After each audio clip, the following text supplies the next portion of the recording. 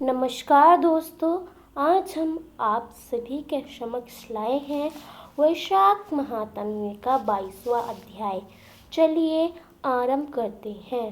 मिथिल बोले, इस वैशाख की कौन कौन सी तिथियां अत्यंत पूर्ण कारक है और क्या दान विशेष रूप से उत्तम है और संसार में इन्हें किसने व्याख्यात किया है, यह सब बताइए।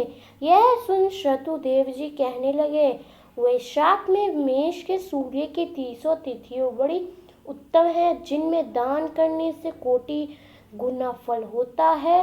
एक एक तिथि में स्नान, दान, होम, पूजा आदि करने से तत्काल मुक्ति होती है। कथा सुनने से रोग अथवा दरिद्रता से पीड़ित दुख भी दूर हो जाते हैं। जो इन तिथियों को व्यर्थ व्यतीत करता है वह गोधाती, कृतधन, मित्रधाती और आत्मधाती होता है। दरिद्री, धनवान, लंगड़े, अंधे, विधवा, स्त्री, बालक आदि सबको यह वैशाखो धर्म अत्यंत सुख के साधन के योग्य है। चैत्र के महीने में जब मेष की संक्रांति हो, उसी समय पापों को नाश करने वाली अमावस्या कोटि गया करने के फल देती है।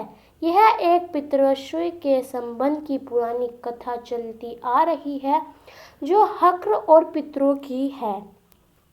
जब पृथ्वी पर सवर्ण मनवंतर का राजा था, तीसरे कलयुग के अंत में जब संपूर्ण धर्म नष्ट हो गए, उस समय अंतराल देश में धर्मवर्ण नाम का कोई ब्राह्मण हुआ। उसने उसी कलयुग के प्रथम पाद में मनुष्यों को पापों से युक्त और अपने अपने वर्ण धर्मों से हीन देखा। तब एक दिन वह मुनि महात्माओं के स्त्र यज्ञ के दर्शन के निमित्त पुष्कर क्षेत्र गया। वहाँ ऋषि मुनि लोग कलयुग की प्रशंसा कर रहे थे कि सतयुग में जो वर्ष भर में माधव भगवान प्रसन्न होते हैं, जो श्वेता में एक मास में और द्वापर में एक ही पक्ष में होते हैं, उसे 10 गुना पुण्य कलयुग में विष्णु भगवान का स्मरण करने से होता है। केवल एक हरि नाम उच्चारण करना उचित है।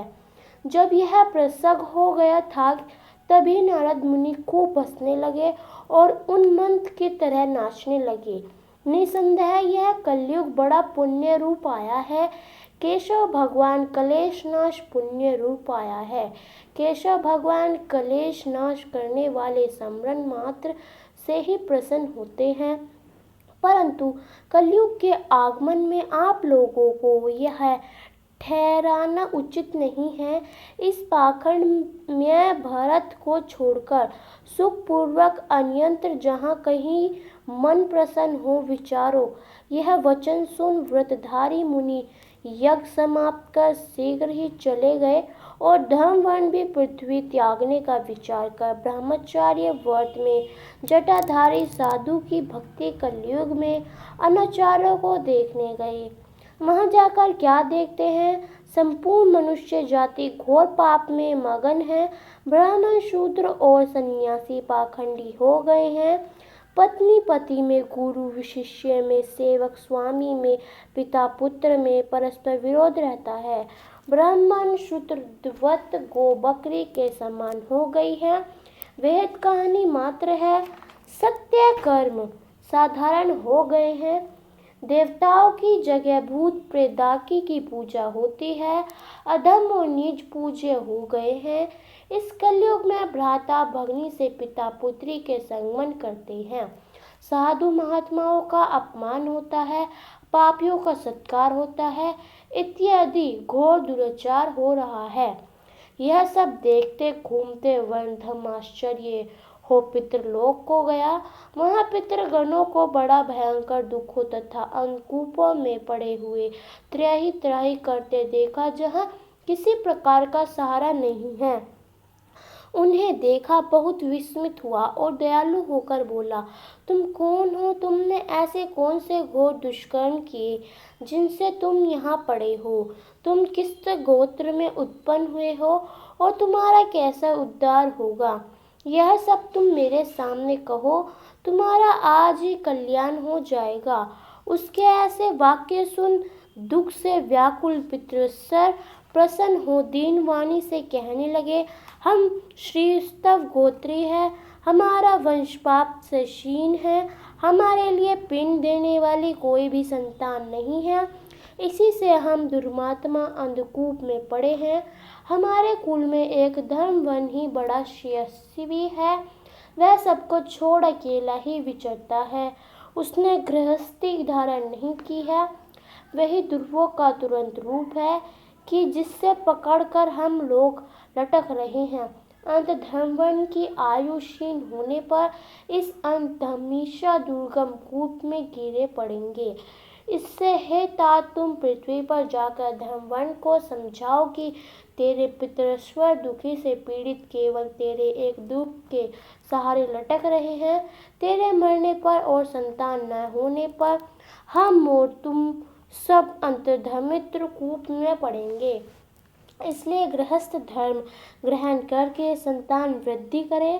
जब वह संतान हो गया तो जाए, वैशाख हो, धर्म करे, विष्णु भक्त हो, एकादशी आदि व्रत करे, वह पाप नाशनी कथा सुने, जिससे उसकी सो पीछे की और सो आगे की पीढ़ी नरक जाने से बचे और हमको तथा उसको उत्तरगति प्राप्ति होगी। तुम ऐसा सत्य वाक्य समझाकर धर्मवर्ण को गृहस्थ में प्रवृत्त करो। पितृश्वरों के ऐसे वचन सुन अचंभे में पड़ रोता हुआ हाथ जोड़कर नमस्कार कर धर्मवर्ण बोला, हे महाराज, मैं हूँ दुर्गात्री, तुम्हारा वशंधर धर्मवर्ण हूँ। मैंने यज्ञ में महात्मा नारद जी के कहे हुए वचन सुने, फिर पृथ्वी पर बहुत से पापी मनुष्य को देखा, कुछ गंती के डर के मारे द्वीपांतरों में विचरता रहा। इस तरह इस कलयुग के अंतिम पाद में भी 3.5 भाग व्यतीत हो गए हैं। मैंने अब तक आपका दुख दूर नहीं किया। मैं आपकी आज्ञा का पालन देख ऋषि पितृस्वरों को तर्पण पूजा आदि करता हुआ करूँगा और ऐसा आशीर्वाद मांगा कि संसारी कर्तव्य करने पर भी कलयुग की बाधा न हो। हे राजन, धर्मवर्ण के कहने पर पितृस्वर बोले, हे पुत्र, तू गृहस्थ धर्म में प्रवृत्त हो, संतान उत्पन्न करके हमारा उद्धार कर, क्योंकि जिसके घर में तुलसी वृक्ष, शालिग्राम, महाभारत आदि ग्रंथ है, जहाँ कथा संत सग होते हैं, हरि सिमरन कीर्तन और वैशाख को धर्म आदि शुभ कर्म होते रहते हैं, वहाँ कलयुग बाधा नहीं पहुँचती है। हे पुत्र, इसलिए तू पापमात्मा युग की चिंता मत कर, शीघ्र घर जा। इस माधव उपकार के लिए मेष की संक्रांति की 30 तिथियों में वैशाख को धर्म कर, जिससे करोड़ों गुणों फल मिलते हैं। चैत्र की अमावस्या में पिंडदान श्राद्ध कर जल से भरा घड़ा जिसमें कपूर और अगर की वास न हो दान कर और उसके उपकार के लिए गृहस्थी बनकर उत्पन्न संतान प्राप्त कर, पीछे मुनि की वृत्ति धारण कर सुखपूर्वक द्वीपों में विचरना, पितृ सर्वों को